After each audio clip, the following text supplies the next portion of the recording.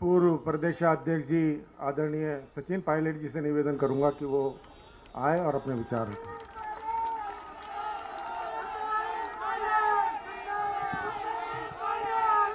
राजस्थान के मुख्यमंत्री सम्माननीय गहलोत साहब, प्रदेश कांग्रेस कमेटी के अध्यक्ष गोविंद डोटासरा जी, राजस्थान सरकार के सभी मंत्रीगण, सभी विधायकगण, एनएसयूआई के अध्यक्ष अभिषेक जी, यूथ कांग्रेस के अध्यक्ष गणेश जी, ज्ञाना रियाज जी, सेवा दल के अध्यक्ष महोदय, पूर्व नेता प्रतिपक्ष रामेश्वर डूडी जी, सभी पूर्व विधायकगण, कांग्रेस पार्टी के सभी नेता और कार्यकर्ता, आप सब यहाँ पर आज इकट्ठे हुए हैं।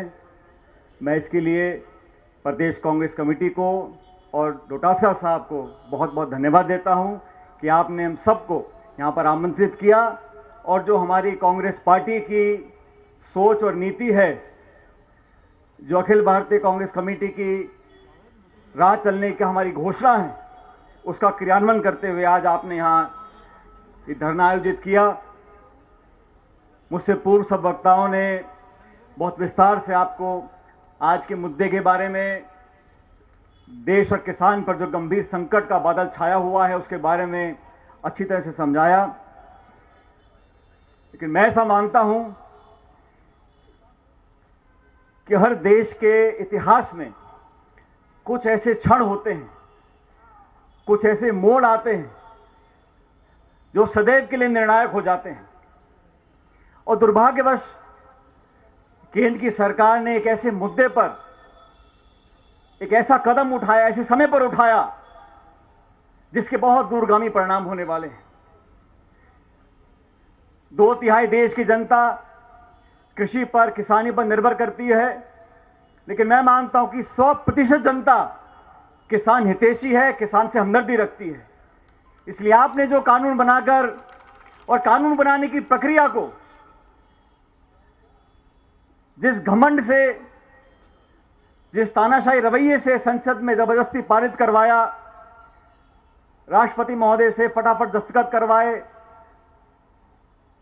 नोटिफिकेशन जारी कर दिया, कोई सलाह, कोई मशवरा, और आज तक भाजपा की सरकार के व्यक्ति और मंत्री इस बात का जवाब नहीं दे सकते कि इन कृषि कानूनों का निर्माण करने की मांग किसने करी थी। इस देश में ऐसा कौन सा किसान संगठन है, कौन सी राज्य सरकार है जो ये किसी कानून का निर्माण करने की मांग करती थी। हमारे देश में अलग अलग समय पर अलग अलग मांगे होती हैं, लेकिन कौन किसान खड़ा होकर बोलता है कि हमें समर्थन मूल्य नहीं चाहिए। हमारी पार्टी ने जब हम सत्ता में थे केंद्र में, और हर चुनाव में, हर घोषणा पत्र में कहा कि कृषि में निवेश होना चाहिए, प्रतिस्पर्धा होनी चाहिए, किसान को अपनी फसल का उचित से ज्यादा मूल्य मिलना चाहिए, स्वामीनाथन आयोग की रिपोर्ट को पूरी तरह लागू करना चाहिए। लेकिन दूसरा चुनाव जीतने के बाद जो रवैया केंद्र की सरकार ने, प्रधानमंत्री जी ने अपनाया है, वो इस बात को दर्शाता है कि इतिहास में नाम दर्ज करवाने के लिए कोई भी काम कर सकते हैं। और मुझे दुख होता है, आज देश का किसान ना सिर्फ आंदोलित है लेकिन भयभीत भी है, अपने भविष्य की चिंता करता है। हमारे बच्चे पोतों का पालन पोषण कैसे होगा, इस बात की चिंता करता है। और केंद्र की सरकार के लोग जो वार्ता करते किसानों से, कई दौर की वार्ता हो रही है, ऐसा कौन सा जटिल विषय है जिसको सरकार सुलझा नहीं सकती। आपको सिर्फ ये कहना है कि किसान के हित में हम एमएसपी का ये कानून का प्रावधान जोड़ रहे हैं, और तीनों कानूनों को वापस लो। जो राहुल गांधी जी ने शुरू में कहा कि ये तीनों बिल घातक हैं, ना सिर्फ पुनर्विचार हो, इनको वापस लिया जाए, किसानों से बात करो। हम इस बात के लिए तैयार हैं।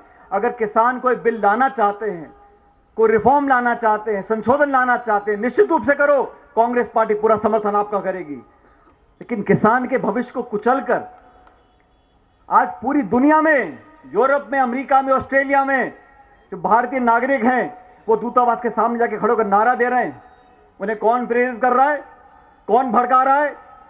और जो किसान अपने हक अधिकार की मांग कर रहे हैं सरहद पर खड़े होकर, उनको नक्सलवादी बोलते हो, माओवादी बोलते हो, आतंकवादी बोलते हो, अलगाववादी बोलते हो।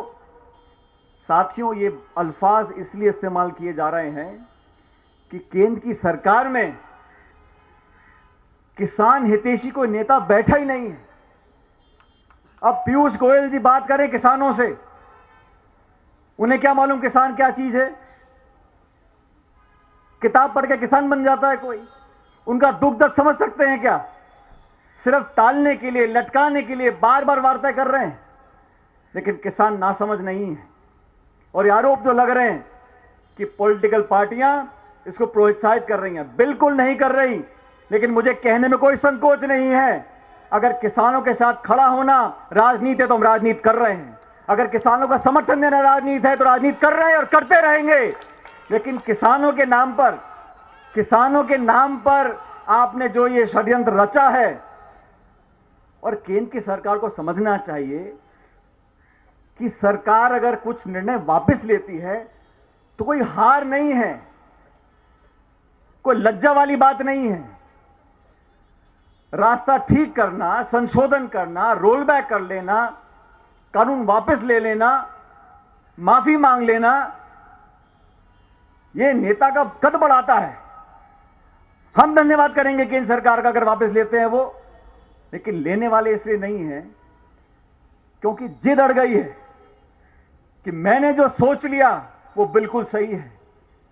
अरे राजस्थान का किसान जो 6 बोरी अनाज पैदा करता है वो चंडीगढ़ जाएगा, दिल्ली जाएगा, बंबई जाएगा, और प्रावधान ये दिया है अगर उसका पैसा उसको नहीं देगा व्यापारी तो एसडीएम से बात करो। अब एसडीएम कलेक्टर को हर 2 बीघे के किसान की चिंता होगी जो किसी और प्रदेश से आया हुआ है। कोर्ट कचहरी आप जा नहीं सकते, कानून से आपके हाथ बांध दिए हैं। और मैं समझता हूं आने वाले समय में जो लोग कृषि पर निर्भर थे वो ऐसे चंगुल में फंस जाएंगे बड़े बड़े उद्योगपतियों के और बहुराष्ट्रीय कंपनियों के कि अगले 10-20 साल के बाद, हो सकता है साल 2 साल, ये सब काम ठीक निकल जाए। लेकिन जिस प्रकार से इन्होंने एयर इंडिया हो, बीएसएनएल हो, पीएसयू हो, कोल इंडिया हो, रेलवे हो, हर चीज का निजीकरण करना। आप जब विपक्ष में थे तो खूब नारा देते थे स्वदेशी का, आज सब चीजों को आप गिरवी रख रहे हो, बेच रहे हो। आप जीएसटी का विरोध करते थे, आज उसकी वकालत करते हो। आप नरेगा पर मजाक उड़ाते थे, संसद में प्रधानमंत्री ने बोला कि नरेगा का कानून है, इतिहास का खंडर बनेगा। आप सब जानते हो ये कोरोना काल में तो सरमरा गई थी, इस नरेगा ने राजस्थान और देश का पालन पोषण किया है। सोनिया गांधी जी ने निर्माण किया था उस कानून का, मनमोहन सिंह जी ने किया था। कैसे दोगले लोग हैं। लेकिन आज पूरे देश में अखिल भारतीय कांग्रेस कमेटी ने, कांग्रेस पार्टी निर्णय लिया है, और मैं समझता हूं डोटासरा जी इस बारे में बताएंगे अभी। लेकिन आज का दिन एक शुरुआत होनी चाहिए, एक आंदोलन बनकर काम करना पड़ेगा हमें हर जिले ब्लॉक में, और हम सब मिलकर किसान के हित की बात अगर करते हैं तो ये राष्ट्रवाद है, ये असली राष्ट्रवाद है। ये जो झूठे निक्कर पहन के भाषण देते नागपुर से, वो राष्ट्रवाद नहीं है। इस काल में आप लव जिहाद के कानून बना रहे हो, आप शादी ब्याह में चर्चा कर रहे हो, और किसान के भविष्य को अंधेरे में धकेल रहे हो। इतिहास गवाह है साथियों, इस देश में अधिकांश किसान नेता कांग्रेस पार्टी से हुए, कुछ और दलों से हुए, लेकिन भाजपा से किसान नाम की चीज आज निकली नहीं है। किसान नेता भाजपा के कभी हो नहीं सकते। वोट लेना अलग बात है भ्रमित कर कर, लेकिन आज वास्तविकता का सामना करना पड़ेगा, और हम सब एकजुट होकर इस रास्ते पर निकलेंगे। राजस्थान का किसान, देश का किसान आज हमसे उम्मीद रखता है। हम सरकार में राजस्थान में, हम सरकार में छत्तीसगढ़ में, पंजाब में, लेकिन यहां सरकार में नहीं भी हैं, वहां भी हमें अपनी जिम्मेदारी का निर्वहन करना पड़ेगा। और जो राहुल गांधी, सोनिया गांधी जी ने कहा है कि इस लड़ाई को अंतिम छोर तक लेकर जाएंगे, हम भी देखते हैं कौन कितना जिद्दी है। या इनकारी सरकार जिद्दी है या हिंदुस्तान, राजस्थान का किसान जिद्दी है।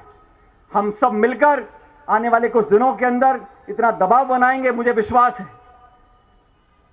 सभी लोग एकजुटता से अगर काम करेंगे एक नारा देंगे एकता का और सारी बातें भूलकर किसान के नाम पर पूरे प्रदेश और देश में परचम फहरेगा किसान का, तो केंद्र की सरकार का शीश झुकेगा और इन तीनों कानूनों को वापस लेना पड़ेगा। मैं धन्यवाद देना चाहता हूं एक बार पुनः डोटासरा जी का, गहलोत साहब का, कि आपने सबको यहां पर आमंत्रित किया। लेकिन आज से यहां से निकलकर जयपुर के बाद सभी जिलों में, ब्लॉकों में जाकर हमें लोगों को जागरूक करना पड़ेगा। और इस कठिन समय में याद रखो साथियों, जब चुनौती आती है, दुख होता है, संकट होता है, खतरा होता है, तभी अपने पराये का पता पड़ता है। हम लोग गांव में जाकर किसान के साथ खड़े होंगे, किसान समझेगा कि दिल्ली में बैठे लोग हमें बरगरा रहे हैं, झूठ बोल रहे हैं, और कांग्रेस ही हमारे साथ हमेशा कंधे से कंधा मिलाकर खड़ा रहेगा। आज आप सब यहां पर आए, मैं आपका धन्यवाद देना चाहता हूं और उम्मीद करता हूं कि हम लोगों ने जो आज संकल्प लिया है, जिस रास्ते पर निकले हैं, उसमें जीत किसान की होगी, जीत आप सब लोगों की होगी। बहुत बहुत धन्यवाद। जय हिंद, राम राम सर।